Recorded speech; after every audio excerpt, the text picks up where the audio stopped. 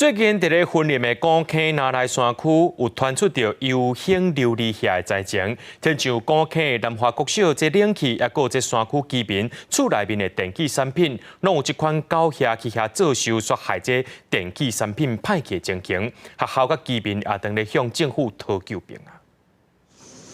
云林古坑华南国校一只黑色的琉璃蟹顺电火条电线爬入去墙围啊，佮走去教室内底。连囡仔平常时咧耍的游乐器在边啊，嘛有真侪狗仔。这款情形已经维持几个月。总是希望把教室环境啊，各个场所维持的比较干净哦。所以看到这些蚂蚁，其实老师跟学生都还有所顾忌啊。坊间的蚂蚁药就是只能治标不能治本，就一阵子之后，它可能防个2-3天、1个礼拜，然后之后又会跑出来，所以真的非常非常的困扰。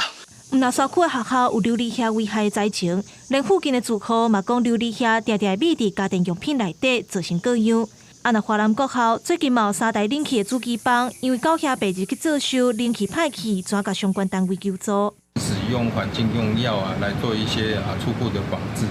那对于就是说比较大的这个蚁穴已经成为一个稳定的这个族群的时候，我们是建议用一个这个引诱剂来诱杀这些蚁类。我是希望说，如果可能的话，我们必须不要做点状的一个防治，必须一个系统性的一个防治，针对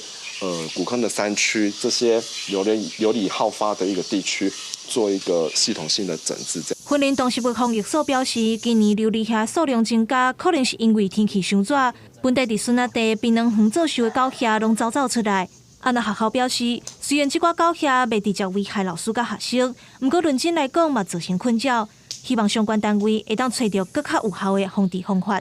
记者王伟雄，云林报道。